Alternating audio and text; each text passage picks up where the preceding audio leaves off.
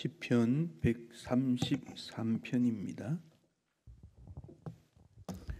구약성경 900페이지에 있습니다.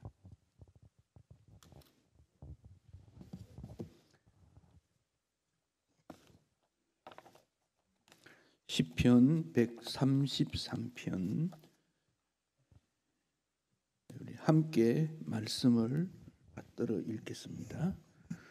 보라, 형제가 연합하여 동거함이 어찌 그리 선하고 아름다운고, 머리에 있는 보배로운 기름이 수염 곧 아론의 수염에 흘러서 그의 옷깃같이 내림 같고, 헐몬에 있으리 시온의 산들의 내림 같도다.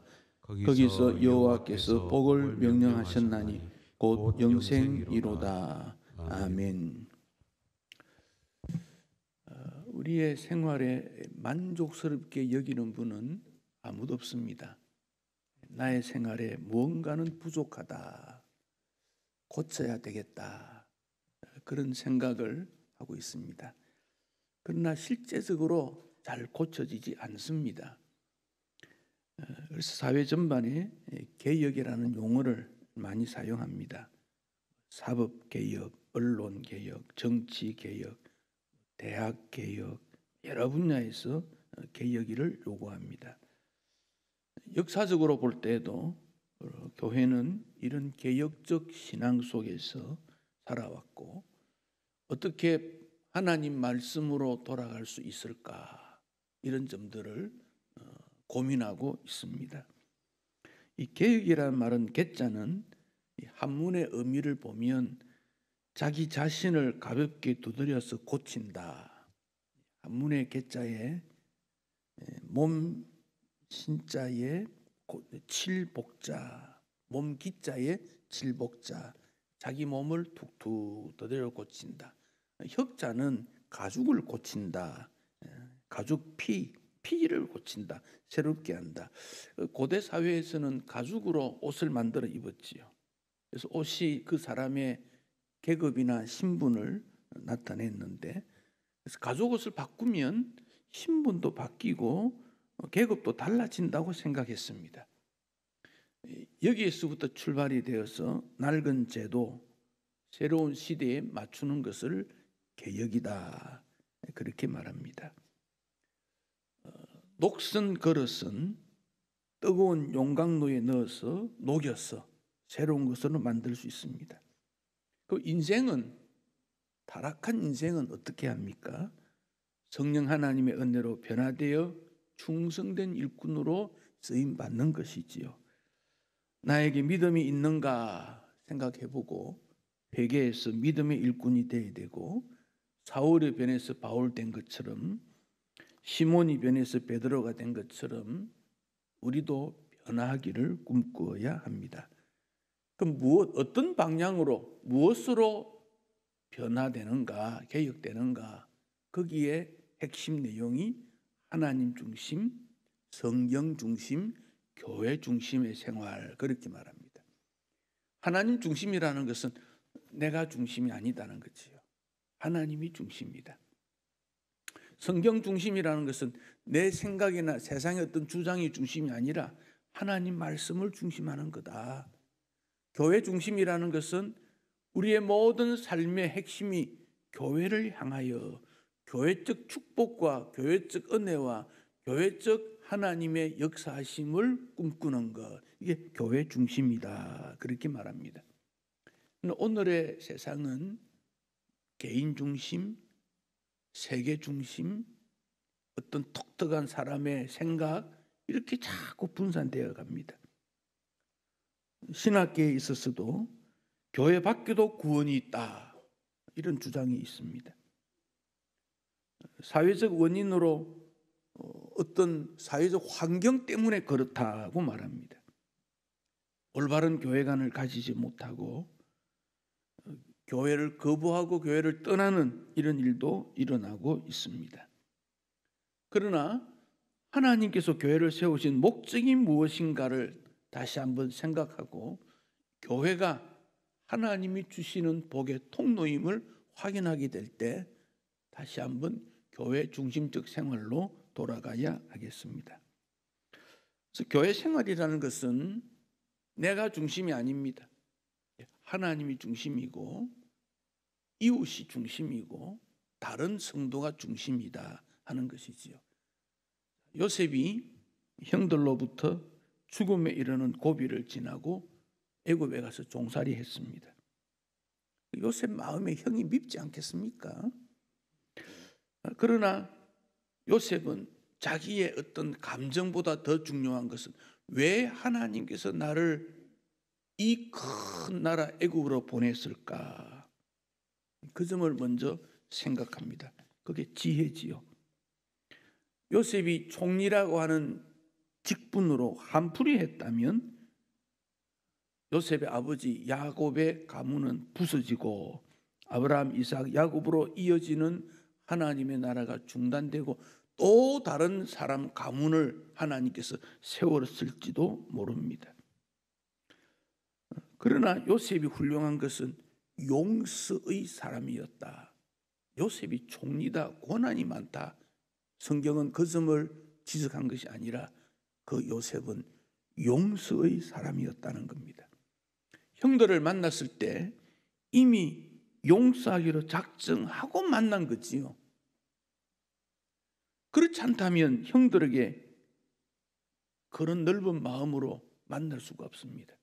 우리 예수님이 이미 우리를 향하여서 용서하기로 작정하고 이 땅에 오셨고 우리의 죄를 짊어지실 것을 이미 계획하고 이 땅에 오셨고 십자가 지실 것을 목적으로 이 땅에 오셔서 하나님의 나라를 이룬 것입니다.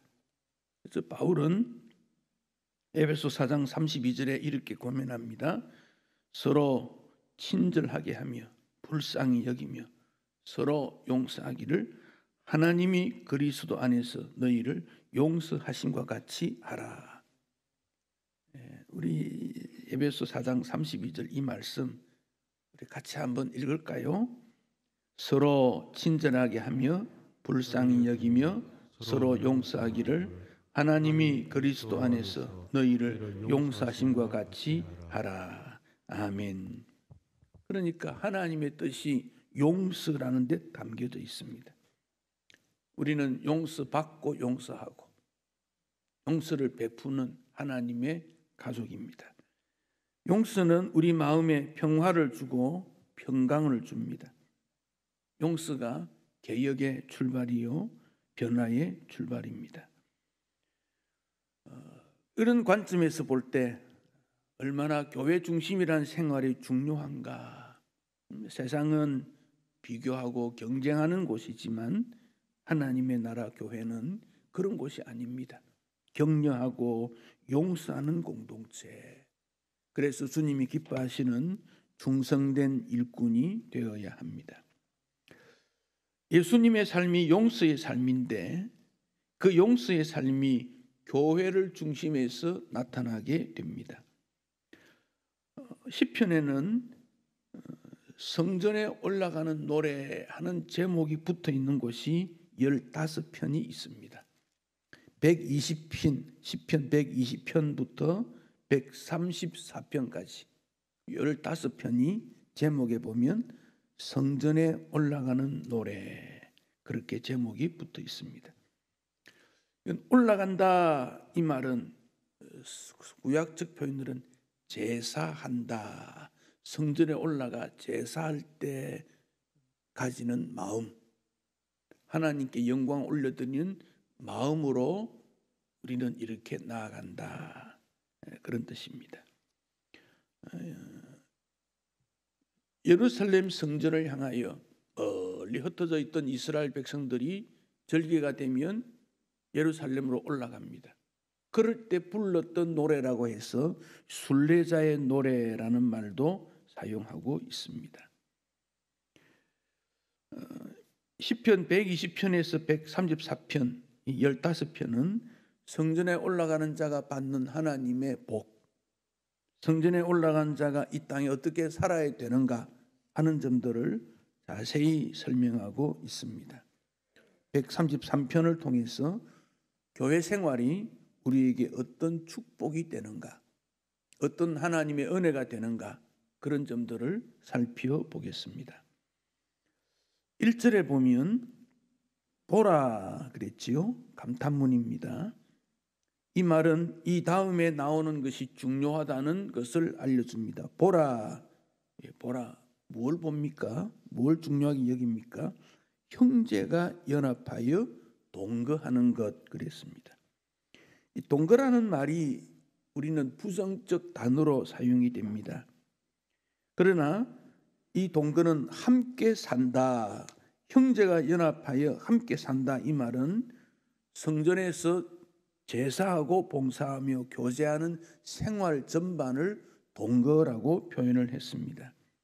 다윗은 구약의 성도들이 한 가족임을 여겼기 때문에 형제가, 복수로 형제들이, 그런 말입니다.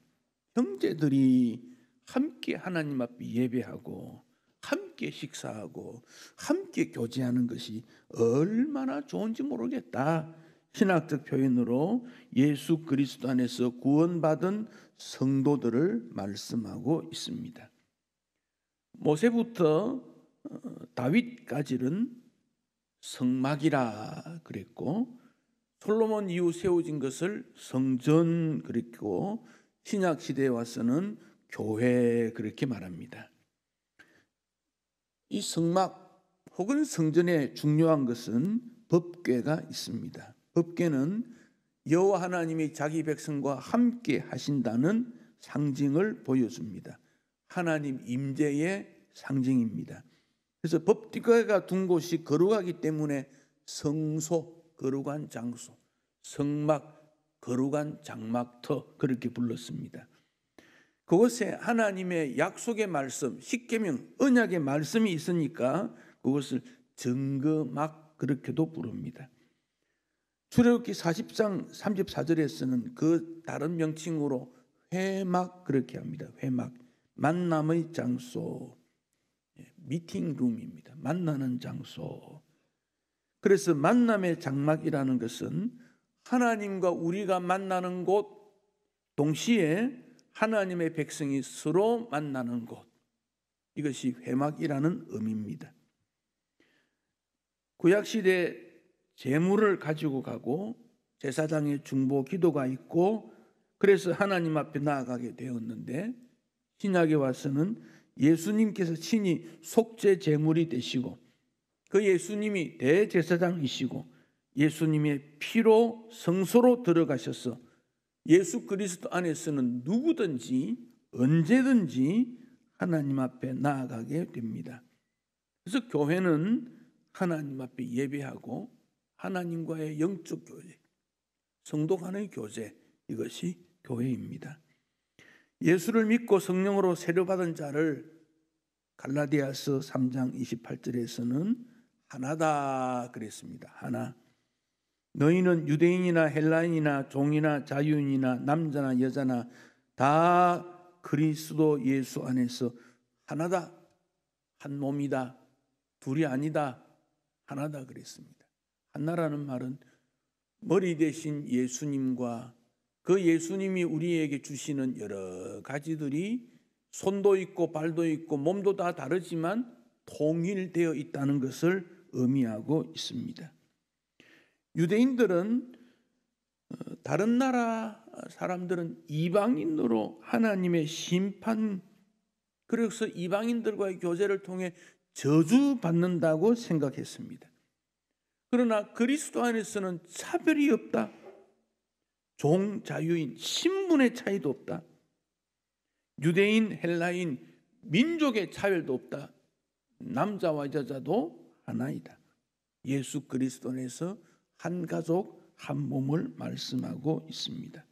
그래서 교회를 통해서 좋은 만남으로 기쁨과 위로를 나누고 주의를 지키는 이런 면에서 하나님과의 교제, 성도와의 교제에 이루어지는 구별된 시간, 주님의 날이기 때문에 중요하고, 그래서 교회를 중심해서 헌신하고 섬기는 것을 기쁘게 여깁니다. 형제가 연합하여 동거한다는 것은 예수 그리스도 안에서 구원받은 성도들이 함께 모여 예배하고 교제하는 것을 의미합니다. 우리가 고백하는 사도신경에 거룩한 공교회와 성도의 교제를 믿는다는 것이 본문 1절에 있는 형제가 연합하여 동거한다는 고백입니다. 공교회, 공이라는 말은 카톨리캄이라는 라틴어에서 나온 영어의 캐톨릭, 보편적인, 우주적인이라는 뜻입니다. 거룩한 공교회는, 교회는 거룩한 공동체이며 우주적인 의미를 띠고 있고, 그래서 교회는 천상교회와 지상교회로 시간과 공간을 초월해서 전 우주를 통해서, 전 시간을 통해서 하나님 앞에 예배하는 공동체, 이것이 교회적 의미입니다. 성도의 교제는 성도가 한 가족으로 교제한다는 것을 믿는다는 고백입니다. 구약시대는 성막과 성전을 중심했습니다. 신약에서는 교회를 중심했습니다. 누구나 차별 없이 예수 그리스도 안에서 함께 교제하고 봉사하는 이 일을 통해 인생이 무엇인지를 알고 즐거워하게 됩니다. 다윗은 하나님의 백성들이 성전에서 예배하고 교제하는 일이 너무도 귀하기 때문에 1절에 형제가 연합하여 동거하며 어찌 그리 선하고 아름다운고, 여기 선하다는 말은 좋다 그런 뜻입니다. 아름답다는 말은 즐겁다, 기쁘다 그런 뜻입니다. 하나님의 백성들이 성전에 올라와서 함께 예배하고 교제하는 것은 좋은 일이요 즐거운 일이라 하는 것입니다. 그래서 이것은 귀하기 때문에 보라라는 감탄문을 던지고 있습니다. 오늘 우리의 교회 생활은 어떠한지요? 혹 무거운 짐으로 여기는 것은 아닌가요? 과연 주일 교회 나와서 예배하는 일이 기쁜가요? 그렇지 않다면 우리에게 무언가 부족한 점이 있음을 고백하지 않을 수가 없습니다. 물론 다윗이 고백하는 이 연합 동거함은 예수 그리스도 안에서 완전한 고백을 말합니다. 가정이 행복의 매체지만 행복한 가정이 많지 않고, 교회가 축복된 매체지만 축복되지 못한 경우도 있기 때문에 우리는 어떻게 해서든지 예수 그리스도 안에서 행복과 축복으로 변화시키고 그렇게 되도록 도전하는 것이 우리의 사명이요 의무입니다. 조금씩 양보해서, 조금씩 전전해서, 조금씩 헌신해서, 조금씩 다짐해서 주님 앞으로 나아가서 그런 축복된 교회, 축복된 성도를 만들고 되어야 하는 의무와 책임이 있습니다. 이것을 다윗은 매우 아름다운 모습에서 그림을 두 가지로 그려서 설명을 합니다. 2절에 같다 하는 말이 나오고 3절에서 같도다, 뭐뭐와 같다, 이 말은 마치 그림을 그린 듯한 모습으로 나타나고 있습니다. 첫째 그림은 아론 대제사장이지요.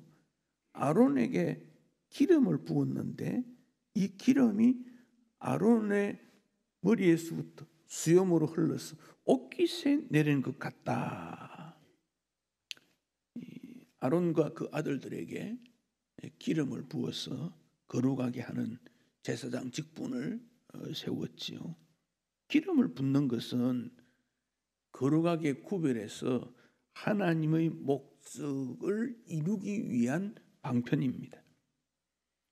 성전에서 예배하는 것은 아론이 하나님의 예배를 위한 거룩한 목적으로 전환시키기 위해 기름을 부어서 거룩하게 하듯이 성도를 구별시켜서 하나님의 거룩한 목적에 합당하도록 사용하는 것, 그것이 교회의 의무와 책임이라는 것입니다. 주님 앞에 나와 예배를 드릴 때 죄를 고백하고 용서를 받고 새롭게 되어서 하나님의 뜻을 이루기 위해서, 그래서 성전을 세웠고 교회를 세운 것입니다. 하나님과의 교제를 통해 치유가 일어나고 하나님의 능력을 체험하게 되고, 그러므로 교회 생활은 기쁘고 복되다 하는 것입니다. 아론이 대제사장 옷을 입고 주변 사람들이 긴장된 모습에 바라보고 기도하고 있는 가운데 머리에서부터 기름을 부어서 몸에 흘러내릴 때 그 기름의 좋은 향내가 주변으로 확 퍼져나갈 때 거기에 참여한 모든 분들이 하나님의 임재하심을 경험하게 되고 하나님께서 이렇게 복을 주셨구나 느끼게 됩니다. 또 하나의 그림이 3절에 헐몬의 이슬이 시온의 산들의 내림 같다고 했습니다. 이게 헐몬은 헤르몬산, 헐몬산 뭐 이러다 같은 산 이름입니다. 팔레스타인은 낮과 밤의 기온 차이가 아주 심합니다. 그러다 보니까 이슬이 내리는데 비는 많이 오지 않습니다. 우리나라에 한 10분의 1밖에 오지 않습니다. 그러나 매일 이슬이 내려서 그 이슬이 나무를 성장시키고 땅을 촉촉하게 적셔주고 그 이슬이 모여서 강물이 되어 흘러내려가고 있습니다. 그 물이 흘러가는 곳마다 나무가 살고 꽃이 피고 아름다운 땅을 만들어줍니다. 성경에서 시온이라는 개념은 완전한 하나님 나라 백성을 의미하고 있습니다. 헐몬의 이슬이 시온의 산들에 지명으로 말하면 예루살렘을 말하는 것이지만 영적인 면에서는 하나님의 나라를 말합니다. 시온의 산들에 이슬이 내려서 팔레스타인 전체가 기름지고 풍요롭다. 하나님의 은혜가 있을 때 풍요로움이 있다는 것을 말합니다. 당시 농경문화 중심이니까 이런 풍요로움을 이렇게 표현했습니다. 영적으로 보면 죄의 용수로 걸어야 된 주의 백성들이 하나님과 교제하고 하나님의 은혜와 능력을 공급받아 복을 누리게 됩니다. 그래서 뭐뭐와 같다 하는 표현이 2번 나옵니다. 교회 생활에 축복되고 은혜로움이 잘 표현되고 있습니다. 3절에 거기서 여호와께서, 거기서 앞에 단어가 생략되어 있는 것이 왜냐하면, 왜 아론 수염에 흘러 옷깃까지 내림 같고 헐몬의 이슬이 시온산에 내린 것 같느냐? 왜냐하면 거기서 여호와께서 복을 명령하셨는데 그 복의 명령 내용이 영생이다 그랬습니다. 구약 성경에서 영생이라는 단어는 여기 유일하게 나옵니다. 영생 그랬습니다. 형제들과 예배하는 자들이 하나님과 교제하는 것을 통해서 누리는 것이 영생이다. 오늘 본문을 통해서 그렇게 말할 수 있습니다. 요한복음 17장 3절에 영생이 뭔가를 예수님께서 설명하시면서 영생은 곧 유일하신 참 하나님과 그가 보내신 자 예수 그리스도를 아는 것이다. 영생이 뭐냐? 영원히 사는 생명인데 이것을 구약적인 의미에서는 하나님과의 교제다. 예수님께서는 하나님과 예수 그리스도를 아는 거다. 영생이다. 그렇게 말씀하셨습니다. 교회 생활에 신비롭다는 것은 죄인이 하나님을 만난다는 겁니다. 이거 어디서 그런 일이 일어나겠습니까? 교회 외에는 그런 일이 일어날 수가 없습니다. 형제가 연합하여 동거하는 교회 생활은 성도의 기쁨의 원천이 되고 복된 출발점이 되기 때문에 영생을 누리는 일이기 때문에 교회 생활이 중요하다 그랬습니다. 133편의 표제를 성전에 올라가는 노래라고 했습니다. 왜 이스라엘 백성들이 성전에 올라갑니까? 하나님께서 성전을 세우라고 하신 목적을 이루기 위한 것이지요. 이것은 출애굽기 14장에서 24장에 나오는 성막을 주셨을 때 시내산의 언약과 연결이 됩니다. 왜 하나님께서 언약하셨습니까? 이스라엘의 구원과 이스라엘의 하나님의 사랑, 이런 언약을 주신 이유가 복 주시기 위해서. 그 언약이 피로 맺어졌기 때문에 지키지 못하면 생명을 내어놓는 겁니다.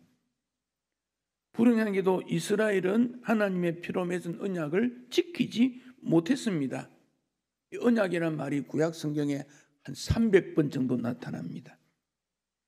이 언약이라는 말은 약속이라는 말과 같습니다만은, 약속이라는 말은 일상적인 가벼운 무게가 조금 있는 합의라는 뜻이라면, 언약으로 사용되는 이 단어는 합의, 서약, 계약, 영어로 커버넌트, 굉장히 무거운 의미입니다. 비중이 있다. 그래서 언약, 이렇게 표현이 되고 있습니다. 그 언약의 증거로 주신 것이 성막 제도입니다. 하나님과 맺은 언약을 이스라엘 백성들이 이행하지 못할 때 그들은 하나님 앞에 나와서 제사를 올려드리면서, 하나님, 우리가 언약을 지키지 못했으니 용서해 주십시오. 그러면 하나님께서 다시 용서하시고 지킬 수 있는 힘과 능력을 주셔서 영생을 누리게 하신 것이지요.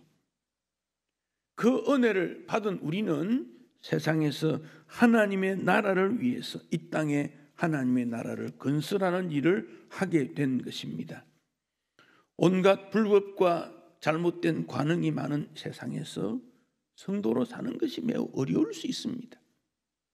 교육제도, 각종 질병, 수많은 사고, 믿음으로 살기 어렵습니다. 그러나 하나님의 언약을 믿고 사는 자에게는 주님께서 영생이라는 축복을 허락해 주신 것이지요. 예수님의 제자들이 예수님의 말씀을 들었지만 불신했고 배신했지 않습니까? 그런데 왜 그들이 그렇게 변환이 되고 순교하는 현장에까지 가게 되겠습니까? 예수님 부활의 능력, 즉 하나님 안에서 이루어지는 영생의 소망을 그들은 가졌기 때문에 그것을 바라보고 생명을 내어놓는 헌신자가 된 것입니다. 2020년을 사는 오늘 우리에게 아무도 예측하지 못했던 코로나 전염병이라는 것이 닥쳤습니다. 이건 죽음이기 때문에 두려운 것입니다. 이 땅은 죽음이라고 하는 어두운 그림자가 가득 있습니다. 전염병만 그렇겠습니까? 각종 죽음으로 향하는 일들이 얼마나 많은지. 그래서 모든 사람들이 두려워하고, 물리적으로는 나라가 나라 사이에 문을 닫고 집에서 나오지도 말라고 그러고, 마음으로도 문을 닫고, 이것이 나아가서 영적으로도 문을 닫는 일이 일어나게 된 것입니다. 그러나 우리 하나님께서 복 주심으로 말미암아 아론이 제사장적 사명을 감당하고 교회가 교회적 사명을 감당할 때 하나님의 복이 이 땅에 다시 주어지게 될 것이고 하나님의 은혜가 다시 임하게 될 것입니다. 세계 과학자들이 모두가 달라붙어서 뭔가를 연구해내려고 하지만 시간이 많이 걸린다 그럽니다. 어쩌면 발견치 못할 수도 있다고 하지 않습니까? 코로나 전염병이 지나고 나면 다 평화롭습니까? 또 다른 어떤 전염병이 나타날 수 있습니다. 또 다른 어떤 어려움이 우리에게 있을 수 있습니다. 인생의 길은 그렇습니다. 그렇다면 영생의 길, 축복의 길, 은혜로운 길은 도대체 어디에 있다는 말입니까? 다윗 시대에는 그런 일이 없었겠습니까? 하나님의 은혜와 성령의 영감으로 다윗은 외칩니다. 형제가 연합하여 동거하는 것이 선하고 아름답다. 이것이 하나님이 주시는 축복의 길이요 영생의 길이다 외치고 있습니다. 교회는 하나님의 영광이 가득하고 성도에게는 영생의 축복이 주어져 있습니다.